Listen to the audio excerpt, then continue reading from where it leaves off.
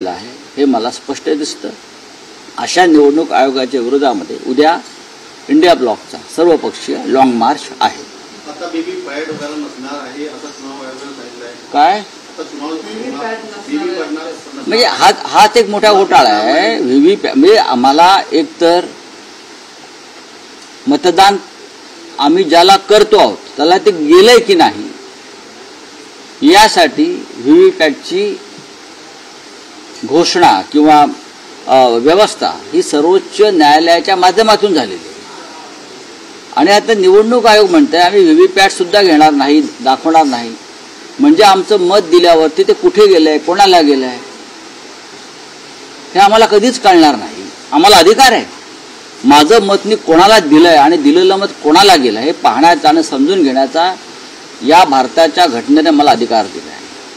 निवडणूक आयोगामध्ये किंवा मतपत्रिकेसंदर्भात किंवा निवडणूक पद्धतीमध्ये इतके घोटाळे आहेत की मोदी, शहा, फडणवीस यांच्यासारखे लोक संपूर्ण निवडणूक ही पैशाच्या आणि सत्तेच्या बळावरती चोरतात, हायजॅक करतात आणि त्या पद्धतीचे एजंट त्यांनी निर्माण केलेले आहेत।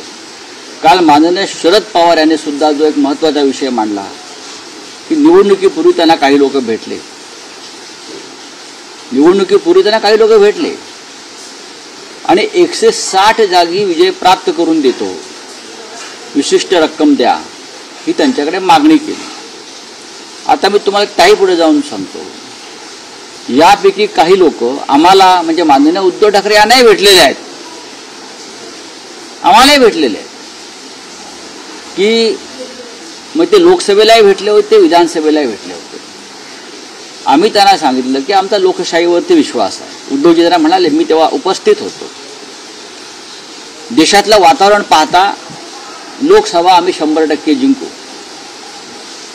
आणि ते खरोखर आम्ही महाराष्ट्रामध्ये ते यश प्राप्त केलं। त्याच्यामुळे आम्हाला अशा प्रकारचे घोटाळे करून निवडणुका जिंकण्याची गरज वाटत नाही।